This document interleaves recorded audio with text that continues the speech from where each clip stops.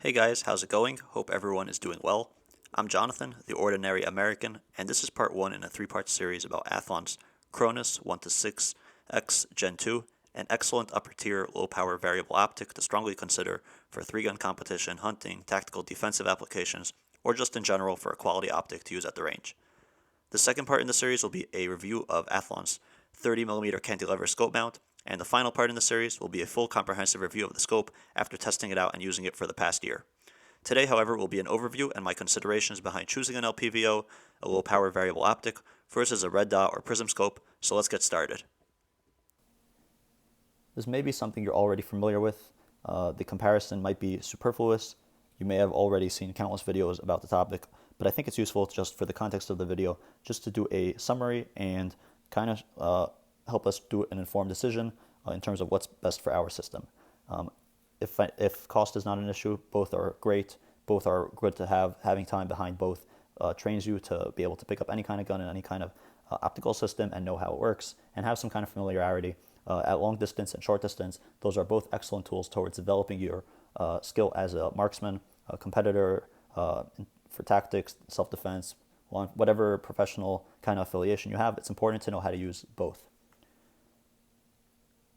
So the red dot excels in, let's say you have 90% of your work will be short range.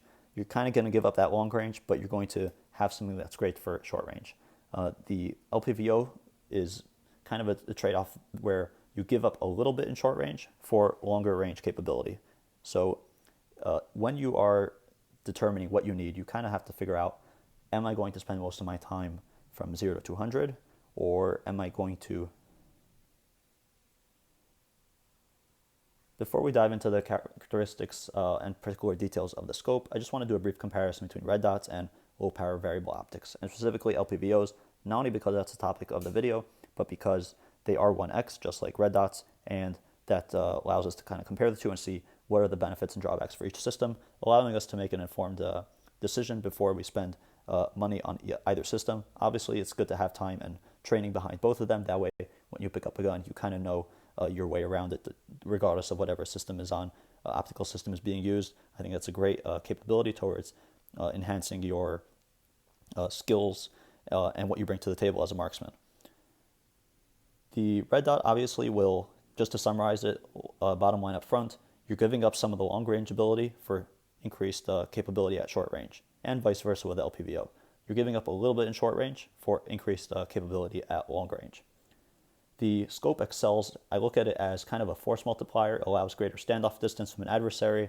You can collect intel through the different zoom levels, allowing you to kind of stay much farther away from a particular target or a location or a site and collect info that way. Obviously, you don't want to be pointing your firearm at anything that's not a deadly threat, but point notwithstanding, the ability to zoom in at distance, far away, and stay in your relative safety, whether that's more of like a officer who's kind of like they're doing a surrounding call out on a barricaded subject and they want to have that ability to look closer without exposing themselves. If that's a hunter or any kind of prepared citizen that needs to have that ability to see if there's trouble ahead before making their further move towards the particular site.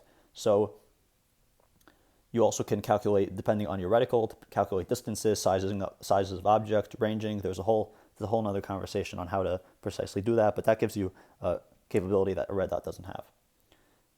The scope also has an etched reticle, which offers relief to users with astigmatism. That's an etched reticle on the glass.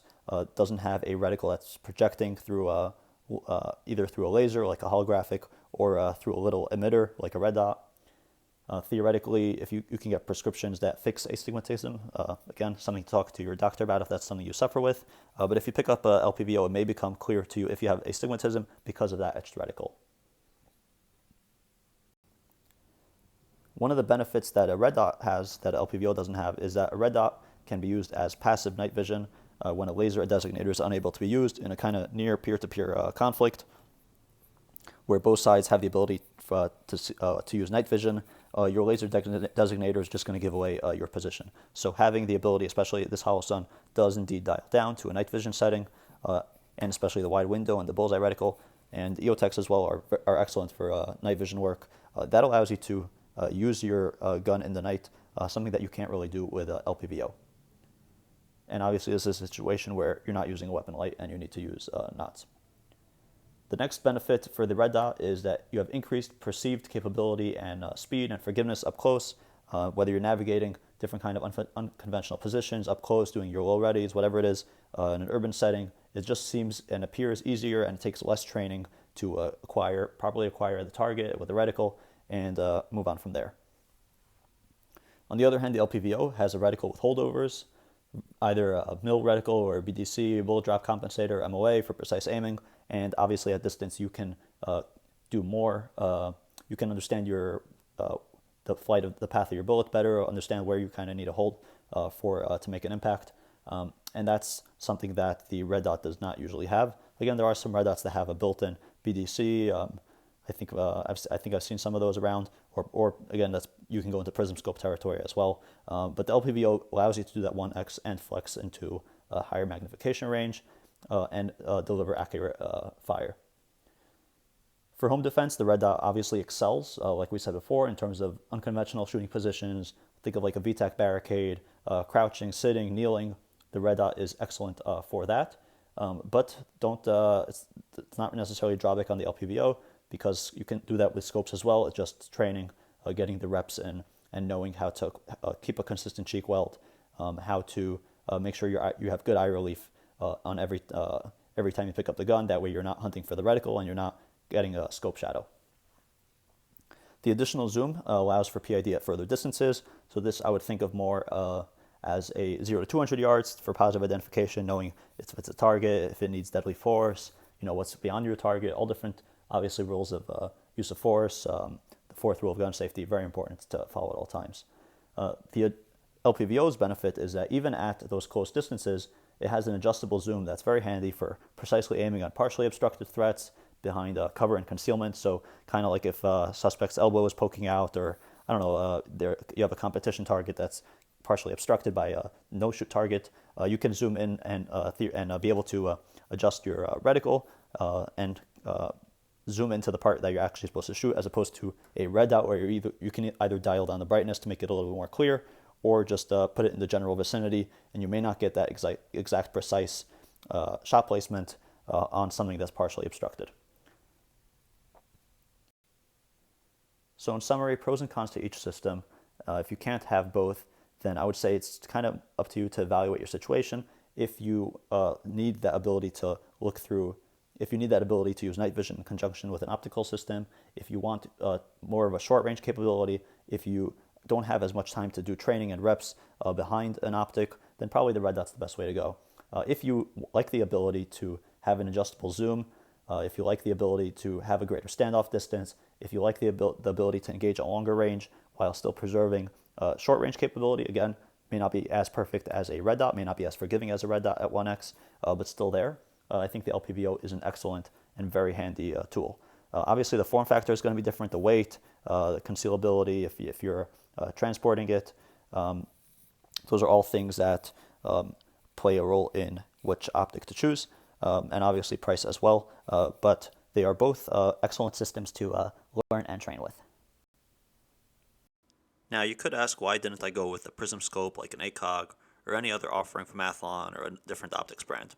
And it's true, prism scopes are very rugged, they are very intuitive, they've especially been found in infantrymen's hands over the years. They only need to get taught to the holdovers and distances to immediately become effective and put rounds on the target. So I would refer you to guys in the space who know more about the pros and cons, but from my research and my analysis and just taking in and aggregating everything that's been said from subject matter experts, scopes like a 1-6 LPVO will never go out of style. There will always be a healthy segment of the community, whether civilian or military or law enforcement, that benefits from them, and the LPVO will be the exact right tool for the job. I'm at the point in my journey when I personally wanted a 1-6X to have more time behind an LPVO, learn all the intricacies and nuances behind them, and enhance my capability and marksmanship. And scope development and reliability, construction, etc. has come a very long way, and with the right specs and the right quality and durability from the manufacturer, and taking care, obviously, not to abuse your equipment, with normal wear and tear, LPVOs nowadays can last through some very adverse conditions and keep on ticking And in fact, the military is looking at a much wider distribution of LPVOs across units in the near future if you've been following some of the contracts that they've signed. What about pairing a red dot with a magnifier? My opinion, for whatever it's worth again, is that it's definitely valuable and popular for good reason, and Athlon does make a magnifier to go along with the red dots, but just keep in mind that it will have a tighter eye relief when you have that magnifier up, so you'll have to get a very consistent stock placement each time, and your zero might also have, there's some debate whether it has some difference between a magnifier and a red dot, and you kind of have to zero at each one and check if there's any differences, etc.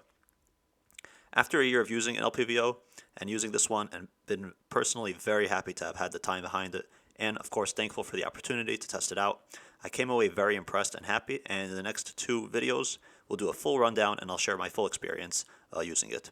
Hope this was informative, and of course I encourage discussion and questions down in the comments, and looking forward to interacting with you all. As always, hope to see you all in the next videos, and everybody have a great day.